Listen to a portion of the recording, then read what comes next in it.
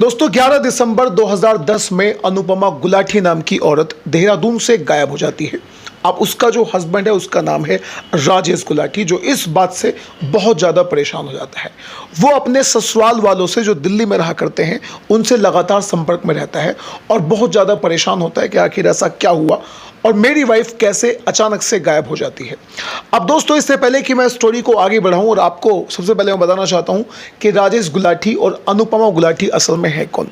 राजेश गुलाटी नाम का लड़का दिल्ली से इंजीनियरिंग कर रहा था 1992 में और उसकी मुलाकात वहीं पर एक अनुपमा पटेल नाम की लड़की से होती है। अनुपमा पटेल अपने आप में एक बहुत ही खूबसूरत लड़की हुआ करती थी और अच्छी खासी लुक उसने अपने आप को मेंटेन किया हुआ था। अगर बात करें राजेश गुलाटी के बारे में तो राजेश गुलाटी भी एक हैंडसम लड़का था और दोनों ही एक अच्छे परिवार से ताल्लुक़ रखते थे। अब दोस्तों दोनों में प्यार होता है, मोहब्बत होती है और वो अपने इस प्यार मोहब्बत को शादी तक लेकर पहुंच जाते हैं। दोनों शादी कर लेते हैं और फिर वो दोनों क्योंकि अच्छे खासे पढ़े लिखे थे, अच्छे परिवार से थे, तो प्लान करते हैं कि क्यों ना अपने करियर को नई उड़ान देने के लिए हम लोग यहाँ से बाहर शिफ्ट हो जाते हैं। और दोस्तों इसी कश्मकश में वो लोग शिफ्ट हो जाते हैं अमेरिका में। अमेरिका में जाकर वो एक अच्छी कंपनी में दोनों ही नौकरी करने लग जाते हैं और उनका करियर एक बहुत अच्छी ऊंचाइयों को छू लेता है। अब दोस्तों उन दोनों को दो लड़के होते हैं। लड़के का नाम होता है सिद्धार्थ और लड़की का नाम होता है सोनाक्षी। इससे पहले कि मैं थोड़ा आगे बढ़ूं मैं आपको बताना चाहता हूं कि दोनों ही जुड़वा बच्चे थे। उन्होंने अपने बच्चों को पालना शुरू कर दिया और उन्हें एक अच्छी लाइफ देना उनके मन में कहीं ना कहीं आया करता था, क्योंकि उन दोनों ने आपस में एक दूसरे से इश्क करने के बाद ही, मोहब्बत करने के बाद ही शादी करी थी।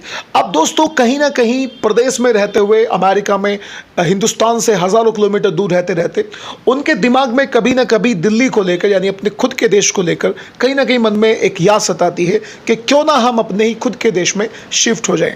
अब दोस्तों इस प्लानिंग के तहत वो अपने आप को 2008 में अमेरिका से लेकर दिल्ली वापस आ जाते हैं।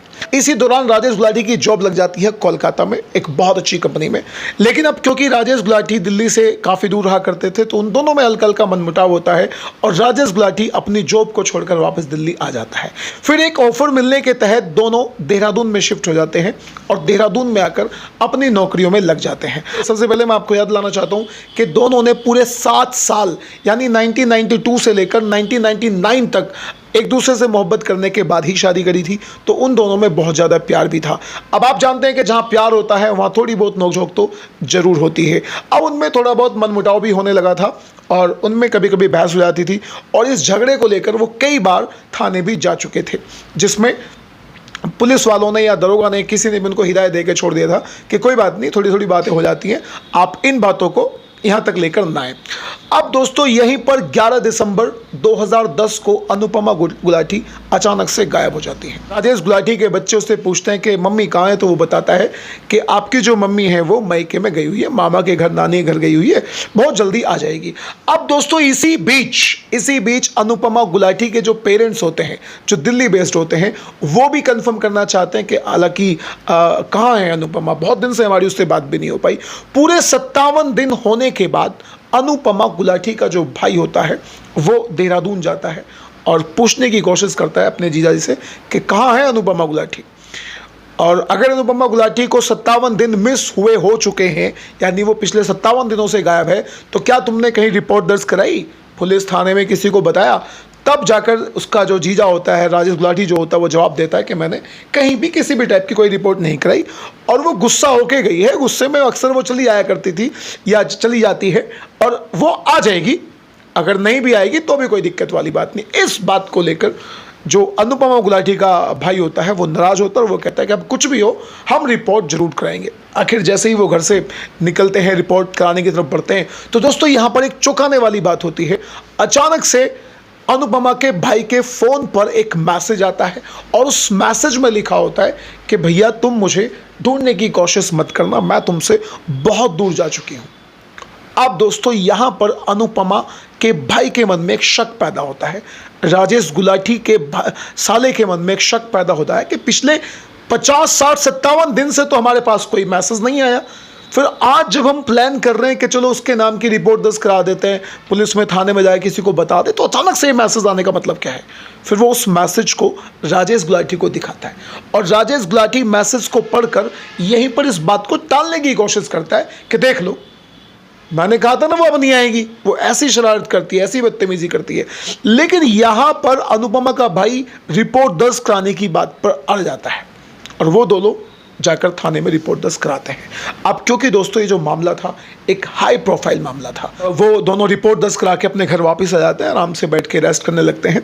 2-3 घंटे बाद पुलिस आती है और पुलिस हर एक वो साक्ष्य ढूंढने की कोशिश करती है जिससे इस बात का अंदाज़ा लगाया जा सके या जिससे इस बात का पता किया जा सके कि आखिर अनुपमा गुलाटी गई तो गई कहाँ। वो लोग सर्च करते हैं, वहाँ पर उनके घर में ज़्यादा तस्वीरें भी नहीं थी क्योंकि नई नई शादी थी, 8-10 साल शादी को हुए थे। तो वहाँ पर अनुपमा गुलाटी और राजेश गुलाटी के दुल्हन का फ्रेम में एक फ़ोटो दिखता है। वो साक्ष्य लेकर चलने लगते हैं। अब जैसे ही दोस्तों पुलिस वाले घर से बाहर निकलते हैं तो एक पुलिस वाले की नज़र घर में रखे डीप फ्रीज़र पर चली जाती है। अक्सर आम लोगों के घर में जो फ्रीज़र होते हैं वो लंबे वाले फ्रीज़र होते हैं, लेकिन उस घर में जो फ्रीज़ रखा हुआ था वो था दोस्तों डीप फ्रीज़र। डीप फ्रीज़र की तरफ नज़र जाते ही वो अपने दरोगा साहब से, एसएचओ से या जो भी उनका बड़ा वहाँ पर बॉस था उससे बताता है कि अंदर डीप फ्रीज़र का घर में क्या काम है। इस बात को बताते ही तुरंत दरोगा जो होता है वो एक्शन में आता है कि यार सही में चलो एक बार चेक कर लेते हैं कि इसमें आखिर क्या है और क्या बात है। वो लोग अंदर जाते हैं, राजेश गुलाटी से पूछते हैं कि भाई इसमें ये डीप फ्रीज़र तुम्हारे घर में क्या कर रहा है और इसको तुमने यहाँ क्यों रखा हुआ है। तो जब डीप फ्रीज़र की बात आती है तो राजेश गुलाटी उन्हें दोबारा से टालने की कोशिश करता है कि नहीं ये तो ऐसे ही है, बस मैंने वैसे ही ख़रीद लिया था।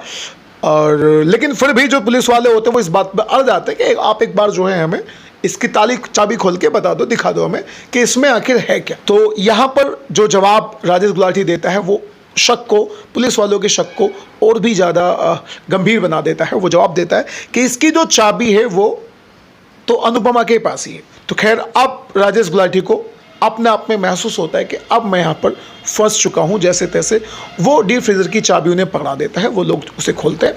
तो दोस्तों वो उसमें देखते हैं कि छोटे छोटे पैकेट पड़े हुए हैं पॉलीथिन में, तकरीबन 30 से 40 या 45, वो 70 तक थे। उन्हें निकाला जाता है उसमें से, डीप फ्रीज़र में से। तो हर पैकेट पे बर्फ़ जमी हुई थी क्योंकि वो काफ़ी दिन से उसके अंदर पड़े हुए थे। बर्फ़ को पिघलाकर उसे तोड़कर देखा जाता है तो उसमें मांस का टुकड़ा था। और मांस का टुकड़ा होना कोई बड़ी बात भी नहीं है क्योंकि मांस तो लोग खाते ही हैं और अपने फ्रीज़र में रख लेते हैं। फिर दूसरा टुकड़ा निकाला जाता है, तीसरा टुकड़ा, चौथा टुकड़ा बिल्कुल सेम टू सेम कंडीशन में वो निकलता है। लेकिन जब चौथे से 5वें या 6वां टुकड़ा दोस्तों निकाला जाता है तो उस टुकड़े में मांस के साथ एक उंगलियों का जो जोड़ा होता है, जो उंगलियां, पंजा जो होता है वो उसमें से निकलता है, जो अपने आप में एक चौंकाने वाली बात थी। यहीं पर पुलिस का जो शक है वो गहरा जाता है और पुलिस वाले गुलाटी से पूछते हैं कि भाई ये क्या है। और इतना देखते ही राजेश गुलाटी को जब लगता है कि भांडा बिल्कुल फूटने ही वाला है, तब दोस्तों वो बता देता है कि यही मेरी वाइफ है अनुपमा गुलाटी और मैंने ही इसका ये हश्र करा है, मैंने इसे इस कंडीशन में करा है। वहीं से दोस्तों राजेश गुलाटी को पुलिस अपने साथ ले आती है और फिर जो कबूलनामा सामने आता है वो आपको सच में ही चौंका सकता है। राजेश गुलाटी से पूछा जाता है कि तुमने उसको इतने पीसेस कैसे करे, क्यों तुमने उसे मारा, ये पूरी की पूरी कहानी बताइए। वो अपने कबूलनामे में जो बात बताता है वो दोस्तों आपको सचमुच में ही परेशान कर सकती है। वो बताता है कि एक रोज़ हमारी लड़ाई होती है, हमारी बहस होती है और बहस होने के दौरान हम दोनों में हाथापाई होती है और मैं अनुपमा को धक्का देता हूँ। अब कुछ लोग कहते हैं कि उसका सर धक्का देने से दीवार में लगा था जिससे वो बेहोश हो गई, लेकिन कुछ लोग कहते हैं कि उसका जो सिर था वो बेड के कॉर्नर में लगा था जिसकी वजह से वो बेहोश हो गई। अब अनुपमा गुलाटी के यानी मेरी वाइफ के बेहोश होने के बाद मुझे लगा कि अब जब ये दोबारा से होश में आएगी तो ये मुझे दोबारा जेल कराएगी या दोबारा पुलिस वाले के पास जाएगी, दरोगे के पास जाएगी, रिपोर्ट करेगी। इसी बात से बचने के लिए मैंने उसको पास में ही पड़ी कॉटन उसके मुंह में डालकर और तकिए से दबाकर उसको मार डाला तो ठीक है, लेकिन उसके बाद राजेश गुलाटी के दिमाग में आइडिया आता है कि अब इस लाश से छुटकारा कैसे पाया जाए। अगर लाश को उठाकर गाड़ी तक भी लेके जाएगा तो कोई ना कोई उसे पहचान लेगा, कोई ना कोई देख लेगा, तो फंसने के पूरे चांसेस होते हैं। तभी दोस्तों उसके दिमाग में एक आइडिया आता है, वो मार्केट जाता है और मार्केट से, बाज़ार से 20,000 रुपये का डीप फ्रीज़र लेके आता है। डीप फ्रीज़र को लाकर वो एज इट इज़ अनुपमा की लाश को फ्रीज़र के अंदर डाल देता है उसका खून जम जाता है। अब ऐसा भी लोग कहते हैं कि उस टाइम पर राजेश गुलाटी ने कोई फिल्म देखी थी और उस फिल्म को देखकर ही उसने बिल्कुल सेम टू सेम वही कॉपी करने की कोशिश करी जो उस फिल्म में था। अब उसने दोस्तों क्या किया, वो मार्केट गया, पत्थर काटने वाली मशीन को लेकर आया, इलेक्ट्रिक मशीन असल में वो थी, और उससे अपनी वाइफ के एक एक पीस को उसने काटना शुरू कर दिया। लेकिन काटते समय, बॉडी को काटते समय उसका जो ब्लेड था मशीन का वो टूट जाता है और वो फिर दोबारा से मार्केट जाता है और मशीन का ब्लेड लेके आता है। और दोस्तों उसकी प्लानिंग इतनी खतरनाक थी कि वो दुकानदार से पूछ कर भी आता है कि ब्लेड कैसे डालना है। वो दोस्तों घर आता है और ब्लेड से, यानी उस मशीन से, इलेक्ट्रिक मशीन से अपनी वाइफ को पीसेस में काटना शुरू कर देता है। लेकिन वो मशीन दोबारा से जो ब्लेड होता है वो टूट जाता है। फिर वो बाजार जाता है और आयरन कटर यानी लोहा काटने वाली मशीन को लेके आता है और फिर उससे उसे अच्छे से काट देता है। काटने के बाद उसके 72 पीसेस करके वो उसे पॉलिथीन में पैक करके अपने डीप फ्रीजर में डाल देता है। उसके मन में कहीं ना कहीं प्लानिंग ये रही होगी कि एक एक पीस को मैं जब भी कभी बाहर जाऊंगा डाल के आ जाया करूंगा। अब दोस्तों यहाँ तक तो मामला बिल्कुल ठीक है, कोई प्रॉब्लम वाली बात नहीं है। लेकिन एक छोटे से झगड़े के लिए क्या कोई इतनी बड़ी प्लान करेगा, अपनी वाइफ को मारेगा? यहाँ पर पुलिस वाले राजेश गुलाटी से पूछते हैं कि जब तुमने 7-8 साल मोहब्बत करने के बाद एक दूसरे से शादी करी थी तो फिर ऐसी कौन सी प्रॉब्लम्स, कौन सी कंडीशंस आपके सामने आई कि तुम्हारे अंदर झगड़ा होने लगा और तुमने फिर इतना बड़ा कदम उठाया? तो दोस्तों अब मैं वापस आपको लेकर चलना चाहता हूं दिल्ली में। जब राजेश गुलाटी और अनुपमा गुलाटी दिल्ली शिफ्ट हुए थे अमेरिका से वापस आने के बाद जब वो दिल्ली जाते हैं तो मैंने कहीं ना कहीं जिक्र किया था कि वो राजेश गुलाटी जाता है कोलकाता जॉब करने के लिए।